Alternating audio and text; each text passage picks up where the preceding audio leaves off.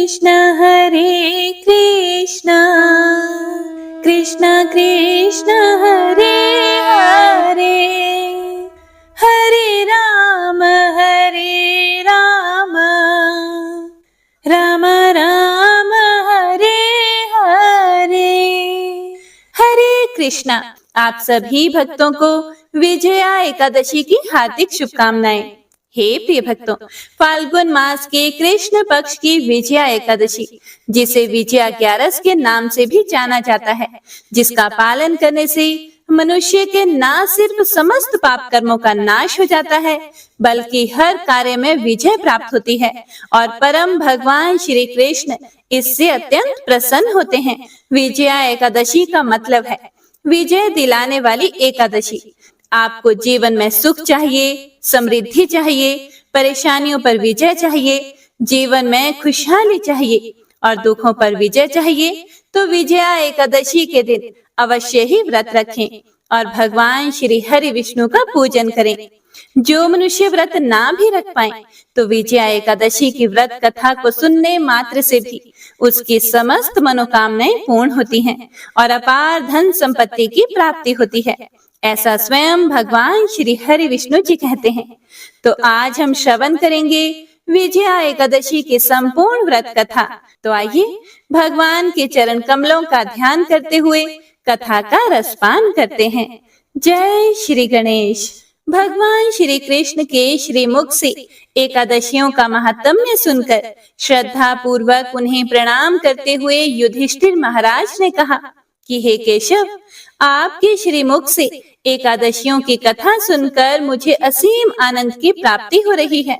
हे मधुसूदन, कृपया करके अब फाल्गुन मास के कृष्ण पक्ष की एकादशी का महात्म्य सुनाने की भी कृपा कीजिए। हे पुंडरीकाक्ष, फाल्गुन माह के कृष्ण पक्ष की एकादशी का क्या नाम है तथा उसके व्रत का क्या विधान है और इसकी क्या कथा है? कृपा करके इसके संबंध में भी मुझे विस्तार से बताइए। तब श्री कृष्ण जी ने कहा, हे युधिष्ठिर, फाल्गुन माह के कृष्ण पक्ष की एकादशी का नाम विजया है। इसके व्रत के प्रभाव से मनुष्य को विजय श्री मिलती है। हे युधिष्ठिर, एक बार देवऋषि नारद ने जगत पिता ब्रह्मा जी से कहा था कि हे ब्रह्मा जी, आप मुझे विजया एकादशी की कथा को सुनाइए। तब ब्रह्मा जी ने कहा कि मैं तुम्हें विजया एकादशी की कथा को सुनाता हूँ, श्रद्धा पूर्वक इसका श्रवण करो। त्रेता युग में अयोध्या के राजा दशरथ थे। उनकी पत्नी कैकेयी ने राजा दशरथ से 2 वचन मांगे। पहला, राम को 14 वर्ष का वनवास और दूसरा, भरत को राज सिंहासन। पिता की आज्ञा से राम जी अपने अनुज लक्ष्मण और पत्नी सीता के साथ वन में चले गए।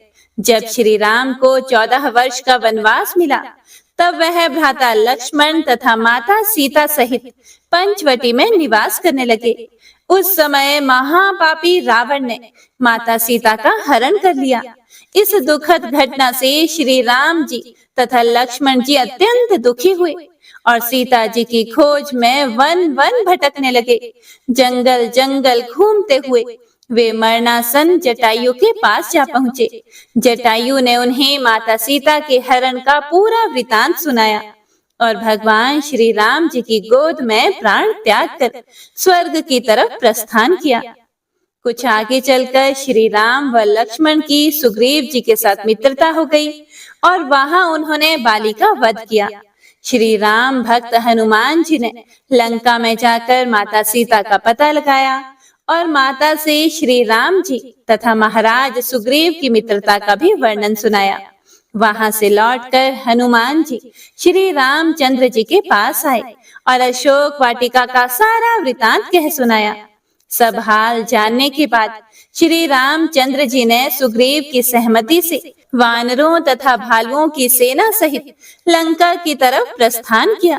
समुद्र किनारे पहुंचने पर श्री राम जी ने विशाल समुद्र को घड़ियालों मगरमच्छों से भरा देखकर लक्ष्मण जी से कहा, हे लक्ष्मण, अनेक मगरमच्छों और जीवों से भरे इस विशाल समुद्र को कैसे पार करेंगे? प्रभु श्री राम जी की बात सुनकर लक्ष्मण जी ने कहा, हे भ्राताश्री, आप पुराण पुरुषोत्तम आदि पुरुष हैं। आपसे कुछ भी छिपा नहीं है। यहाँ से आधा योजन दूर कुमारी द्वीप में वग्दालभ्य मुनि का आश्रम है। वे अनेक नाम के ब्रह्मा के ज्ञाता हैं। वे ही आपकी विजय के उपाय बता सकते हैं। अपने छोटे भाई लक्ष्मण जी के वचनों को सुनकर श्री राम जी वग्दालभ्य ऋषि के आश्रम में गए और मुनि को प्रणाम करके एक और बैठ गए। वग्दालभ्य मुनि उनको देखते ही पहचान गए कि ये पुराण पुरुषोत्तम श्री राम हैं, जो किसी कारणवश मानव शरीर में अवतीर्ण हुए हैं। उनके आने से महर्षि को बड़ी प्रसन्नता हुई। फिर उन्होंने पूछा, हे श्री राम, आपका कैसे यहाँ आगमन हुआ? हे प्रभु, कृपया कर अपना प्रयोजन कहें। मुनि के मधुर वचनों को सुनकर श्री राम जी ने कहा, हे ऋषिवर, मैं सेना सहित यहाँ आया हूँ और राक्षस राज रावण को जीतने की इच्छा से लंका जा रहा हूँ। कृपा कर आप समुद्र को पार करने का कोई उपाय बताएं। आपके पास आने का मेरा यही प्रयोजन है। महर्षि वग्दालभ्य ने कहा, हे राम, मैं आपको एक अति उत्तम व्रत बतलाता हूँ, जिसके करने से आपको विजय श्री अवश्य ही प्राप्त होंगी। श्री राम जी ने बड़ी ही जिज्ञासा के साथ ऋषि से पूछा, हे मुनि श्रेष्ठ, यह कैसा व्रत है जिसे करने से समस्त क्षेत्रों में विजय की प्राप्ति होती है? फिर श्री राम जी की जिज्ञासा को देखते हुए महर्षि वग्दालभ्य ऋषि ने कहा, हे श्री राम, फाल्गुन माह के कृष्ण पक्ष की विजया एकादशी का उपवास करने से आप अवश्य ही समुद्र को पार कर लेंगे और युद्ध में भी आपकी विजय अवश्य ही होगी। वग्दालभ्य ऋषि आगे बोले कि हे राम, अब मैं इस व्रत का विधि विधान भी बतलाता हूँ, सुनो। हे मर्यादा पुरुषोत्तम, इस उपवास के लिए दशमी के दिन स्वर्ण, चांदी, तांबे या मिट्टी का एक कलश बनाएं। उस कलश को जल से भरकर तथा उस पर पंच पल्लव रखकर उसे वेदिका पर स्थापित करें। उस कलश के नीचे सतनाजा अर्थात मिले हुए 7 अनाज और ऊपर जौ रखें। उस पर विष्णु जी की स्वर्ण की प्रतिमा स्थापित करें। एकादशी के दिन स्नान आदि से निवृत्त होकर धूप, दीप, नैवेद्य, नारियल आदि से भगवान श्री हरि का पूजन करें और सारा दिन भक्ति पूर्वक कलश के सामने व्यतीत करें और रात को भी उसी तरह बैठे रहकर जागरण करें। द्वादशी के दिन नदी या तालाब के किनारे स्नान आदि से निवृत्त होकर उस कलश को ब्राह्मण को दे दें। हे दशरथ नंदन, यदि आप इस व्रत को सेनापतियों के साथ करेंगे तो अवश्य ही विजयश्री आपका वरण करेगी। वग्दालभ्य ऋषि के सुझाव के अनुसार ही प्रभु श्री राम जी ने विजया एकादशी का व्रत रखा और विष्णु पूजा की। इस व्रत के पुण्य फल के प्रभाव से वानर सेना समुद्र पार करने में सफल रही और लंका पर विजय प्राप्त हुई। भगवान राम ने रावण का वध कर माता सीता को मुक्त कराया। उसके बाद भगवान श्री राम माता सीता के साथ अयोध्या लौट गए। हे प्रिय भक्तों, विजया एकादशी की कथा का समापन करते हुए आगे भगवान श्री कृष्ण बोले, हे युधिष्ठिर, जो भी मनुष्य इस व्रत को विधि विधान के साथ पूर्ण करेगा उसकी दोनों लोकों में विजय होगी। श्री ब्रह्मा जी ने नारद जी से कहा था कि जो विजया एकादशी व्रत का महत्म्य पढ़ता या सुनता है उसे वाजपेयी यज्ञ के फल की प्राप्ति होती है। भगवान विष्णु का किसी भी रूप में पूजन मानव मात्र की समस्त मनोकामनाएं पूर्ण करता है। प्रभु श्री राम तो स्वयं विष्णु जी के अवतार थे, किंतु अपनी लीलाओं के चलते प्राणियों को सही मार्ग दिखाने के लिए उन्होंने विष्णु भगवान के निमित्त इस व्रत को किया। हे प्रिय भक्तों, विजय की इच्छा रखने वाला इस उपवास को करके अनंत फल का भागी बन सकता है और भगवान श्री लक्ष्मी नारायण जी की असीम कृपा को प्राप्त करता है। तो सभी भक्तजन एक बार प्रेम से बोलिए, श्री लक्ष्मी नारायण भगवान की जय। बोलिए एकादशी माता की जय। हे प्रिय भक्तों, एकादशी के दिन एकादशी व्रत कथा के साथ ही 11 माता की कथा भी अवश्य ही सुननी चाहिए। इससे व्रत का पूर्ण फल प्राप्त होता है। तो आइए सुनते हैं 11 माता की कथा। एकादशी भगवान श्री हरि विष्णु की साक्षात शक्ति है, जिस शक्ति ने उस असुर का वध किया जिससे भगवान भी जीत पाने में असमर्थ थे। उस शक्ति के आगे भला मनुष्य के पाप रूपी असुर कैसे टिक सकते हैं? जिस शक्ति ने देवताओं के कष्ट को हर कर उन्हें सुख दिया, वह प्राणी मात्र को क्या नहीं दे सकती। सुख, समृद्धि, शांति और मोक्ष समस्त सुख सहज ही प्राप्त हो जाते हैं। हे प्रिय भक्तों, ग्यारस माता की भक्ति में इतनी शक्ति है कि जिसके प्रभाव से मनुष्य को सहज ही सभी प्रकार के सुख प्राप्त होते हैं और अंत समय में मोक्ष की प्राप्ति होती है। ग्यारस माता की कथा के अनुसार सतयुग में एक महाभयंकर दैत्य हुआ करता था। उस दैत्य का नाम था मूर। उस दैत्य ने इंद्र आदि सभी देवताओं पर विजय प्राप्त करके उन्हें उनके पद से हटा दिया था। तब इंद्र आदि देवताओं ने भगवान शंकर से प्रार्थना की कि हे भोलेनाथ, हम सभी देवता मूर दैत्य के अत्याचारों से दुखी होकर मृत्यु लोक में अपना जीवन व्यतीत कर रहे हैं। राक्षस के भय से हम बहुत दुख और कष्ट भोग रहे हैं। मैं स्वयं बहुत दुखी और भयभीत हूँ। अन्य देवताओं की तो बात ही क्या करें। इसीलिए हे कैलाशपति, कृपया करके आप मूर दैत्य के अत्याचार से बचाने का कोई उपाय बताइए।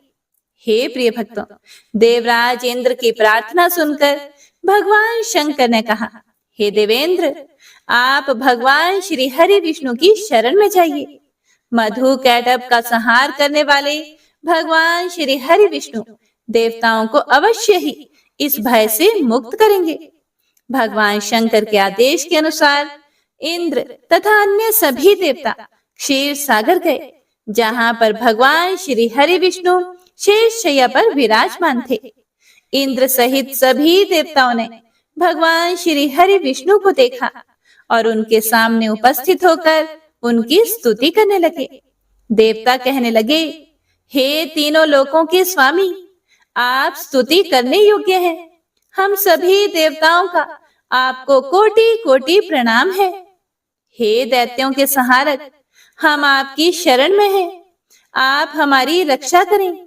हे त्रिलोकपति, हम सभी देवता दैत्यों के अत्याचार से भयभीत होकर आपकी शरण में आए हैं। इस समय दैत्यों ने हमें स्वर्ग से निकाल दिया है और हम सभी देवता बड़ी ही दयनीय स्थिति में मृत्यु लोक में घूम रहे हैं।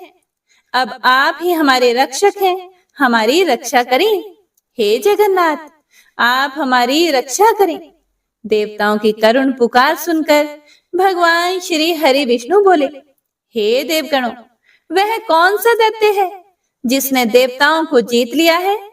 आप सभी देवगण किसके भय से पृथ्वी लोक में भटक रहे हैं? क्या वह दैत्य इतना बलवान है जिसने इंद्र सहित सभी देवताओं को जीत लिया है? तुम निर्भय होकर मुझे सब हाल बताओ। भगवान श्री हरि विष्णु के इन स्नेहमयी वचनों को सुनकर देवेंद्र ने कहा, हे प्रभु, प्राचीन काल में ब्रह्म वंश में उत्पन्न हुआ नाड़ी जंगम नाम का एक असुर था, जिसका मूर नामक एक पुत्र है, जो चंद्रवती नामक नगरी में निवास करता है, जिसने अपने बल से मृत्यु लोक और देवलोक को जीत लिया है और सभी देवताओं को देवलोक से निकालकर अपने दैत्य कुल के असुरों को इंद्र, अग्नि, यम, वरुण और चंद्रमा आदि सभी को लोकपाल बना दिया है। वह स्वयं सूर्य बनकर पृथ्वी को तापता है और स्वयं मेघ बनकर जल की वर्षा करता है। इसीलिए आप इस बलशाली भयानक असुर का संहार करके देवताओं की रक्षा करें। देवेंद्र के मुख से ऐसे वचन सुनकर भगवान श्री हरि विष्णु बोले, हे देवताओं, मैं आपके शत्रु का शीघ्र ही संहार करूंगा। आप सभी इसी समय मेरे साथ चंद्रवती नगरी चलिए।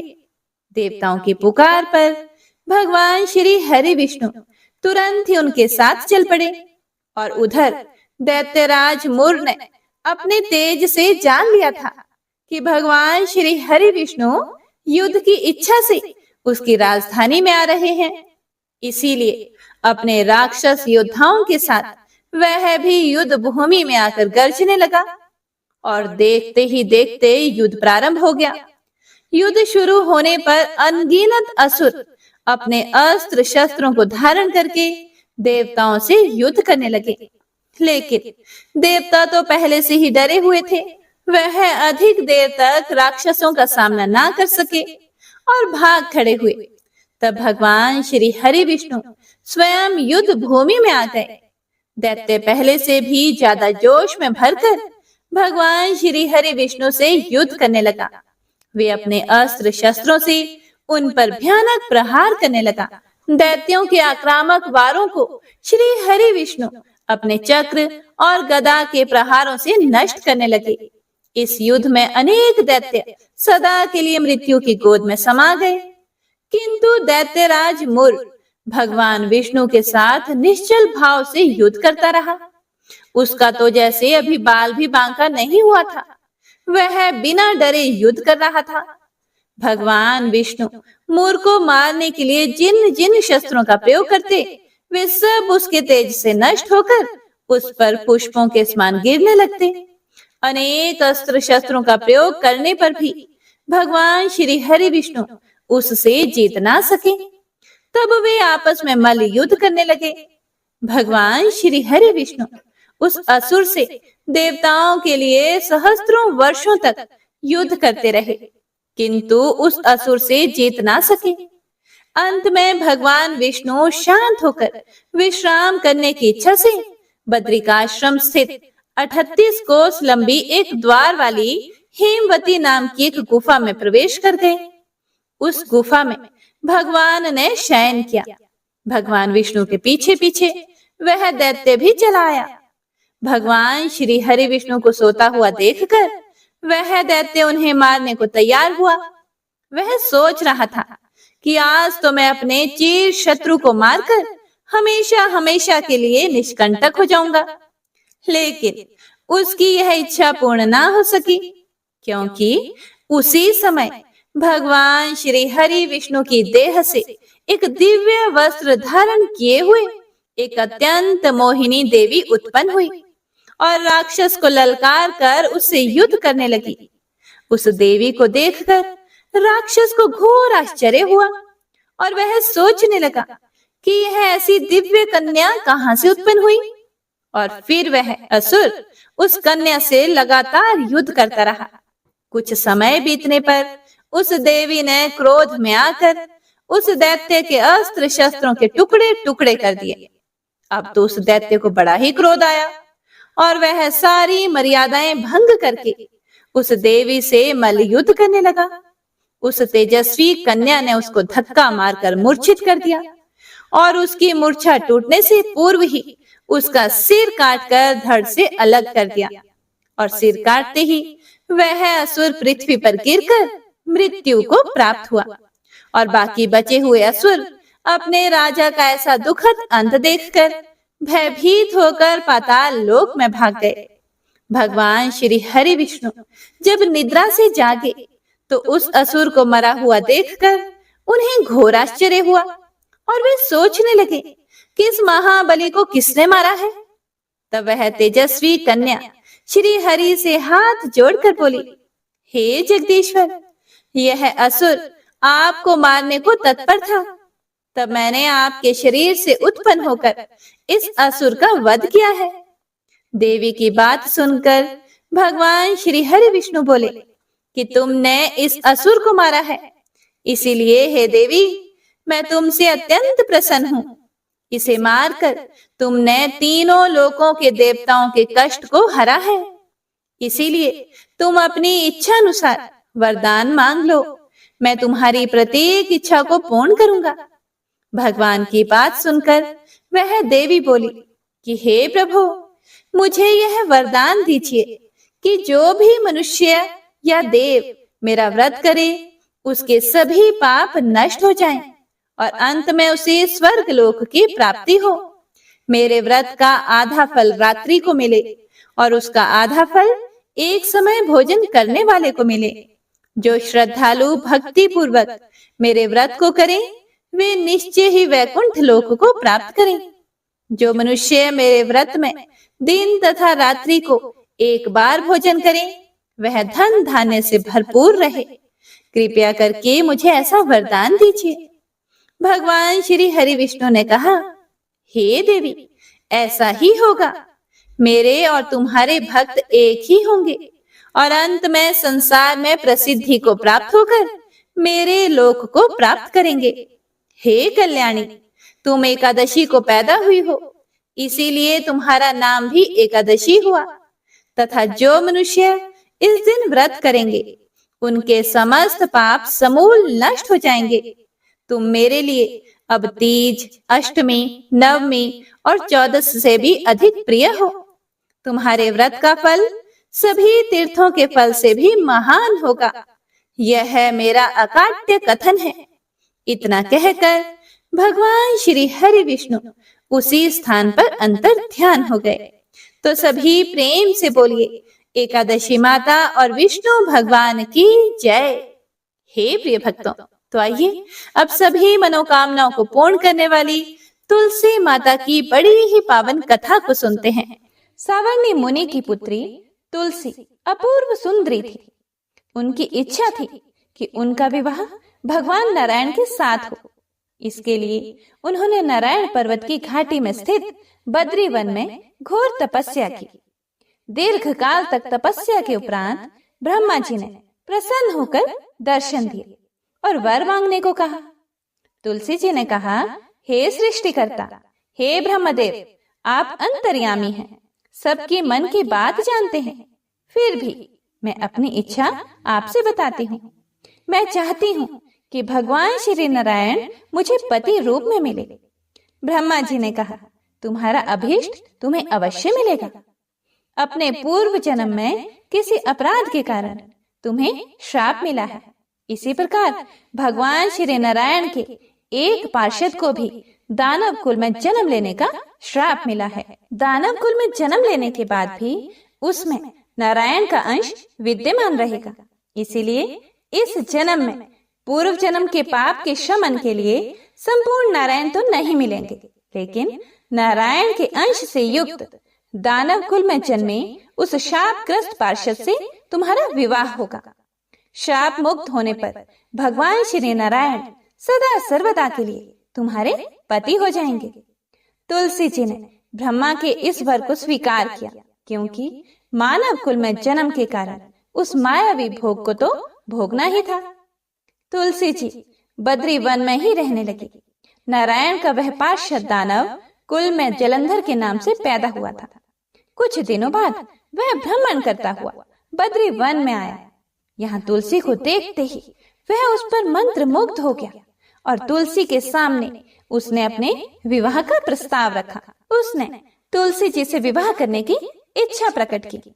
इतने में ही महाब्रह्मा जी भी वहां आ गए और तुलसी जी से कहा, तुलसी, जलंधर को देखो, कैसा देवोपम उसका स्वरूप है। दानव कुल में जन्म लेने के बाद भी लगता है जैसे इसके शरीर में नारायण का वास हो। तुम प्रस्ताव को सहर्ष स्वीकार कर लो। तुलसी को भी लगा कि उसकी तपस्या पूर्ण हुई, उसे इच्छित फल मिला है।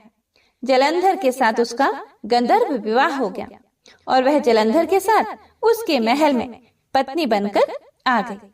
जलंधर ने अपनी परम सुंदरी सती साध्वी पत्नी तुलसी के साथ बहुत दिनों तक राज्य किया।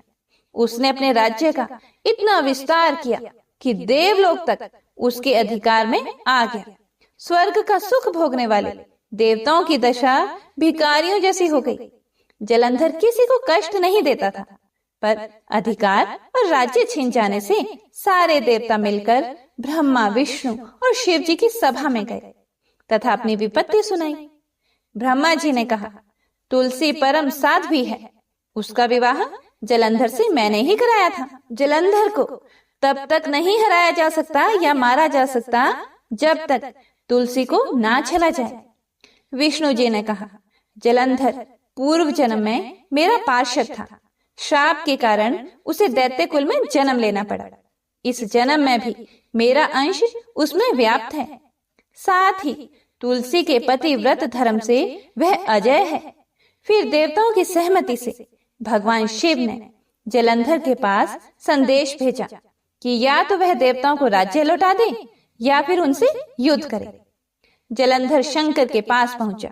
उसने कहा, देवाधिदेव, आपके लिए देवताओं का पक्ष लेना उचित नहीं है। राज्य बढ़ाना हर राजा का कर्तव्य है। मैं किसी को दुखी नहीं कर रहा हूँ। देवताओं से कहिए कि वे मेरी प्रजा बनकर रहे। मैंने आपका कोई भी अपमान नहीं किया है। हमारा आपका युद्ध शोभा नहीं देता है। अगर आप हार गए तो बड़ी लज्जा की बात होगी। मैं हार गया तो आपकी कीर्ति बहुत अधिक नहीं बढ़ेगी।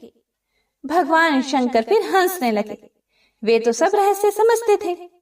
तुलसी और जलंधर के पूर्व जन्म के श्राप की अवधि लगभग पूरी हो चुकी थी।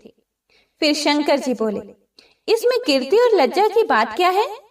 तुम देवों को राज्य लौटाकर उन्हें उनके पद पर प्रतिष्ठित होने दो। युद्ध से बचने का यही एक उपाय है। जलंधर ने कहा, मैंने युद्ध के बल से देवलोक जीता है। कोई उसे युद्ध के द्वारा ही वापस ले सकता है। यह है मेरा अंतिम उत्तर है। अब मैं जा रहा हूँ। ऐसा कहकर जलंधर चला गया। उसने अपनी पत्नी तुलसी को सारी बातें बताई और कहा, कर्म भोग सब काल सूत्र में बंधा है। जीवन में हर्ष, शोक, भय, सुख, दुख, मंगल, अमंगल काल के अधीन है। हम तो केवल निमित्त हैं। संभव है भगवान शिव देवों का पक्ष लेकर मुझसे युद्ध करे। तुम चिंता मत करना, तुम्हारा सती तेज मेरी रक्षा करेगा। दूसरे दिन भगवान शंकर के नेतृत्व में देवताओं ने युद्ध छेड़ दिया। जलंधर ने भीषण बाणों की वर्षा कर उनका वेग रोका।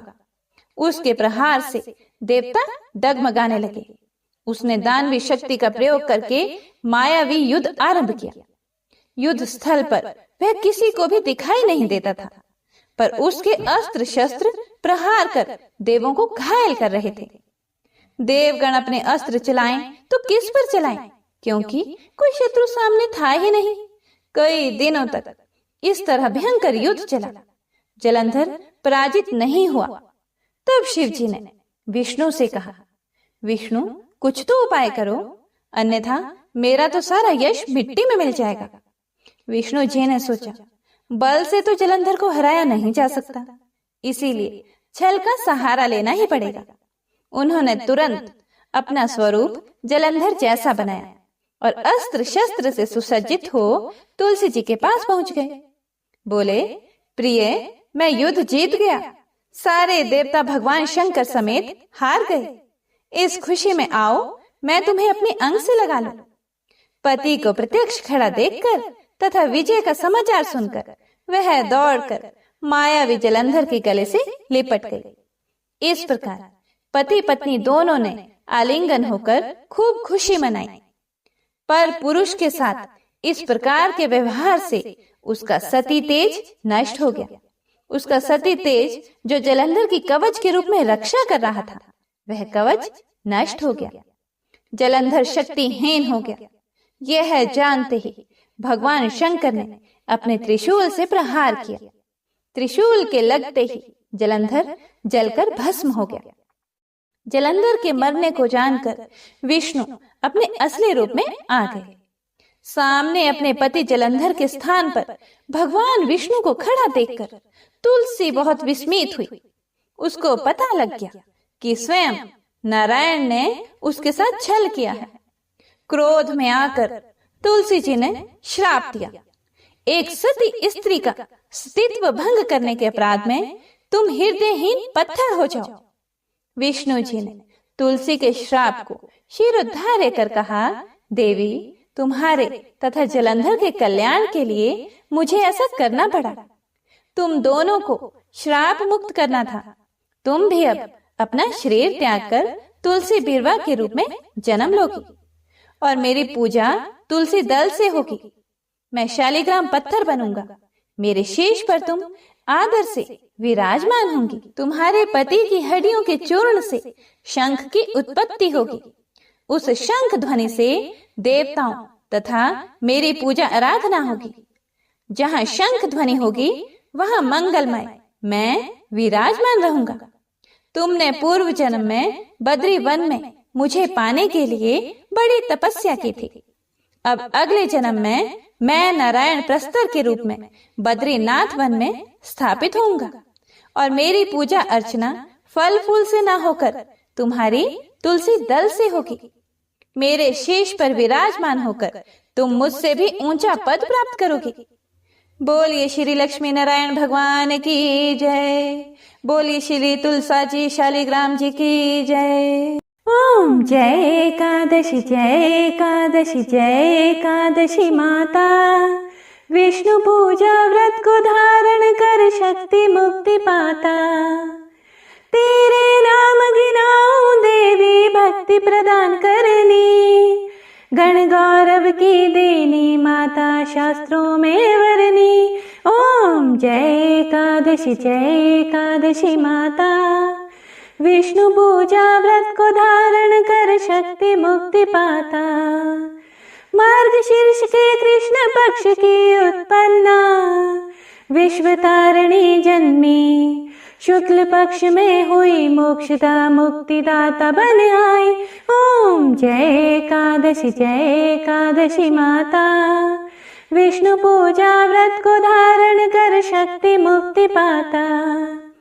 पौष के कृष्ण पक्ष की सफला नामक है। शुक्ल पक्ष में होए पुत्र दान अधिक रहे। ओम जय एकादशी माता। विष्णु पूजा व्रत को धारण कर शक्ति मुक्ति पाता। नाम षटतीला माघ मास में कृष्ण पक्ष आवे। शुक्ल पक्ष में जया कहावे विजय सदा पावे।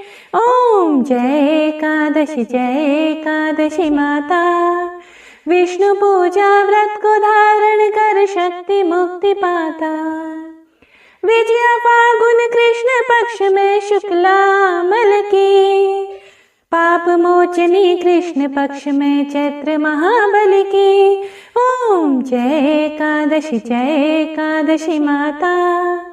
विष्णु पूजा व्रत को धारण कर शक्ति मुक्ति पाता। चैत्र शुक्ल में नाम कामदा धन देने वाली।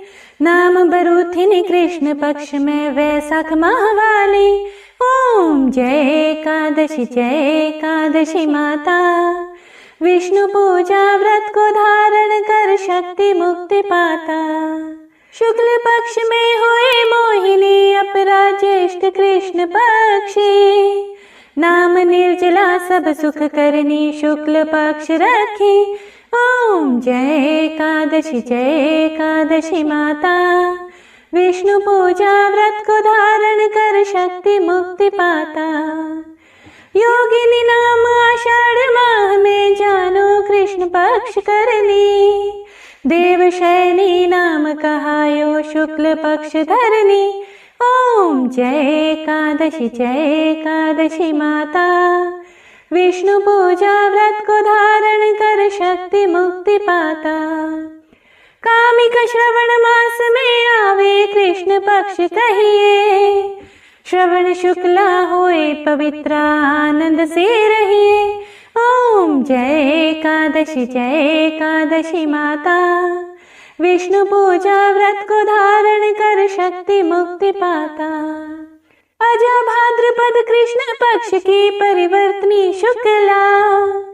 इंद्राश्विन कृष्ण पक्ष में व्रत से भव सागर निकला। ओम जय एकादशी माता। विष्णु पूजा व्रत को धारण कर शक्ति मुक्ति पाता। पपंकुशा है शुक्ल पक्ष में आप हरनहारी। रमा मास कार्तिक में आवे सुखदायक भारी। ओम जय एकादशी माता। विष्णु पूजा व्रत को धारण कर शक्ति मुक्ति पाता। देवोत्थानी शुक्ल पक्ष के दुख नाशक मैया। पावन मास में करूं विन्नति पार करो नैया। ओम जय एकादशी माता। विष्णु पूजा व्रत को धारण कर शक्ति मुक्ति पाता। परमा कृष्ण पक्ष में होती जन मंगल करनी, शुक्ल पास में होए पद्मिनी दुख दारिद्र हरनी। ओम जय एकादशी माता, विष्णु पूजा व्रत को धारण कर शक्ति मुक्ति पाता। जो कोई आरती एकादशी की भक्ति सहित गावे, जन गुरुदिता स्वर्ग का वासा निश्चय ही पावे। ओम जय एकादशी माता, विष्णु पूजा व्रत को धारण कर शक्ति मुक्ति पाता, शक्ति मुक्ति पाता। प्रेम से बोलिए एकादशी माता की जय। हे प्रिय भक्तों, तो यह थी विजया एकादशी की संपूर्ण व्रत कथा। इस कथा को ज्यादा से ज्यादा शेयर कीजिएगा ताकि और सभी भक्तजन भी इस कथा को सुनकर पुण्य फल प्राप्त कर सकें। भगवान श्री हरि विष्णु आप सभी भक्तों की मनोकामनाओं को पूर्ण करें। तो एक बार सभी प्रेम से बोलिए लक्ष्मी नारायण भगवान की जय।